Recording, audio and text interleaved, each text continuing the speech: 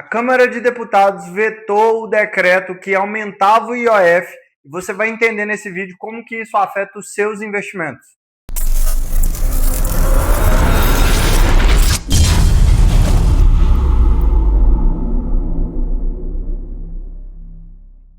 A Câmara dos Deputados vetou o aumento do IOF que veio pelo decreto do presidente. O que acontece? De forma simples e prática, eu vou tentar trazer para você entender como que isso pode impactar o cenário nacional e, consequentemente, os seus investimentos.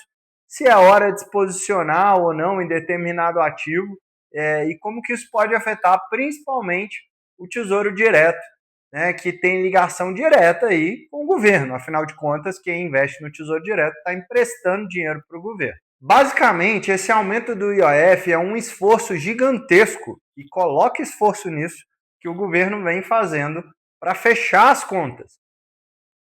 Eles vêm utilizando cada vez mais do aumento da base tributária, e o IOF era uma excelente ferramenta porque um decreto já aumentava. Mas, claro, a Câmara e o Senado eles podem atuar barrando isso, e foi isso que aconteceu. A grande questão do endividamento brasileiro, e por isso que a gente vem falando sempre, quando a gente escuta falar de cenário econômico, sempre a pauta do controle de gastos ela vem sendo colocada, porque um governo, ele nada mais é do que uma família com relação às finanças. E quando eu digo família, eu tento trazer de uma forma simples para você entender. Porque o que acontece? Na sua casa, se você gasta mais do que ganha, consequentemente, haverá algumas questões que em algum momento você precisará resolver. Provavelmente você vai começar a utilizar de crédito, você vai começar a utilizar de parcelamentos, e com o governo é a mesma coisa. A grande diferença é que ele não pega emprestado com o banco, ele pode emitir dívidas. Isso é o que a gente conhece como Tesouro Direto. O grande problema, olhando para uma situação econômica macro, que quanto mais um governo emite dívidas e rola essas dívidas e não controla tanto a parte fiscal, isso gera um descontrole por parte do governo e, consequentemente, reflete no risco que esse governo passa para os seus credores. Se esse descontrole aumenta e esse risco, consequentemente, também aumenta, as taxas que o governo precisa praticar, ou seja, as taxas de juros do país, elas também sofrem aumento, porque pensa comigo, se você está emprestando dinheiro para alguma instituição, para o governo, para alguém que seja, e esse risco é alto, você vai querer ter um retorno alto para valer a pena esse empréstimo. Com o governo, nada mais é do que isso. E exatamente por isso, quando a gente analisa a evolução das taxas do Tesouro Direto, por exemplo, num título de IPCA+, a gente vê aí que ao longo do último ano, por exemplo, ela teve uma subida brusca, porque o governo, com esse descontrole fiscal, ele vai se mostrando um pouco arriscado, e cada vez mais arriscado. Por isso que a gente tem hoje taxas no Tesouro Direto pagando quase IPCA mais 8, IPCA mais 7, que são taxas extremamente rentáveis para quem investe. Só que, numa questão econômica, isso não é saudável. Mas então, como que essa retirada do IOF, né, esse recuo, agora de forma definitiva, com o decreto sendo derrubado, como que isso pode afetar os investimentos nesse momento? Olhando para a curva de juros, que é essa taxa esperada de retorno pelos investidores ao emprestar dinheiro para o governo, a tendência que devido a essa receita que o governo vai deixar de ter, ele se torna novamente ainda mais arriscado. Porque pensa comigo, se o controle de gastos ele não está sendo feito, ele não está cuidando aí desse controle dentro de casa, e a forma que ele arrumou, por mais que para a gente, como cidadão, né, como investidor que quer dolarizar patrimônio, é uma forma horrível, diga-se de passagem, né, com o aumento de impostos, mas era um aumento que ajudaria a fechar as contas. Se isso é derrubado, fica mais difícil ainda o governo fechar essas contas. E com isso, o estresse que o mercado coloca sobre essa situação fiscal do governo aumenta. Consequentemente, a tendência é que a curva de juros, né, a taxa de juros aplicada aí aos títulos, principalmente do Tesouro Direto, ela vai ter uma evolução, vai ter um aumento. Para quem vai posicionar, pode ser ainda, e eu digo ainda porque esse é um momento sensacional, inclusive a gente faz outro vídeo aqui depois só para falar um pouco sobre o Tesouro Direto, mas como eu disse, a gente está tendo taxas aí que pagam 7, 8% mais a inflação do período. Isso é um retorno absurdo. Como investidor, é uma taxa sensacional. Mas, como eu disse, pensando na situação econômica, não é nada saudável. E se essas contas vão, de novo, serem ainda mais difíceis de fechar, essas taxas podem ganhar patamar superior, já que o problema fiscal parece que nunca vai ser solucionado no país, pelo menos por enquanto. Considerando renda variável, a gente já caminha para uma outra situação. Como que esse aumento de taxa de juros pode influenciar na renda variável?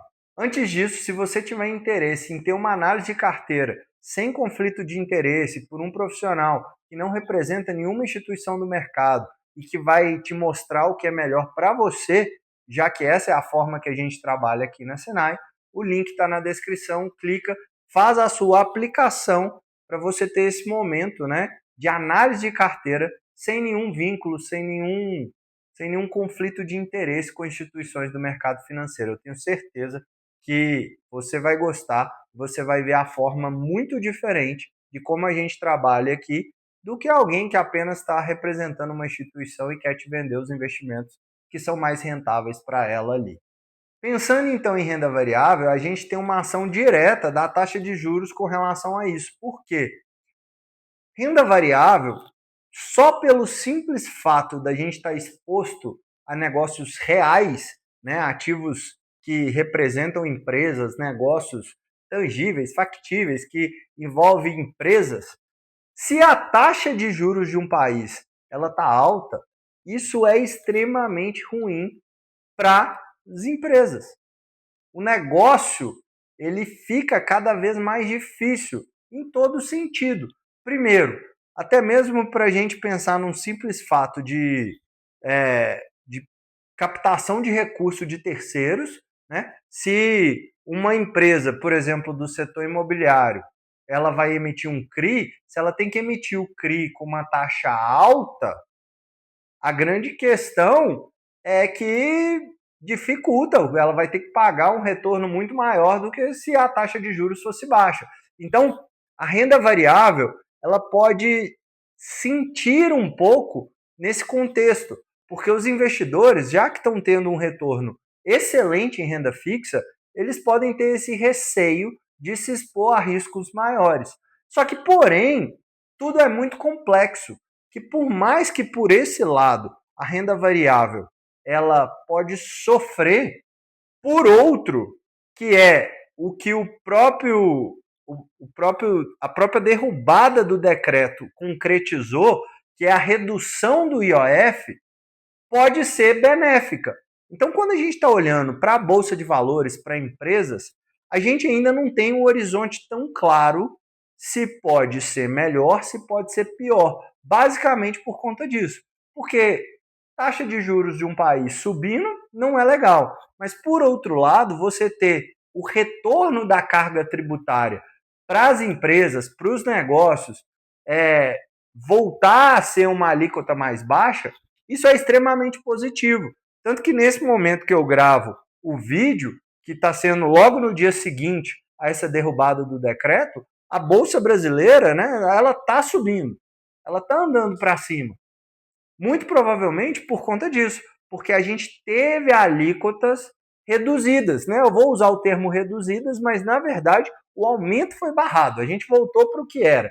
Então, tratando de Brasil, voltar para o que era e não aumentar, já está sendo positivo. Basicamente, é isso que a gente vê. A grande questão aqui é como a gente tem várias alternativas, a gente como investidor é importante surfar todas as oportunidades. Em renda fixa, pode ser que seja uma ótima hora para a gente se expor a títulos, por exemplo, atrelados à inflação, que vão dar um ganho real absurdo, a títulos pré-fixados. Eu, particularmente, não gosto muito de pré-fixado, mas pré-fixado no Brasil está pagando, assim, coisa maravilhosa. Quando a gente vai falar de tesouro direto, então, teoricamente, risco zero. Por outro lado, na exposição à renda variável, a gente tem uma incógnita ali de não saber, né, para onde vai caminhar. Por um lado é bom, por outro é ruim, mas a gente espera, principalmente para quem está investindo aí num horizonte, num prazo mais longo, que o mercado brasileiro, de forma geral, prospere, principalmente quando essa questão fiscal no Brasil ela tiver sido resolvida.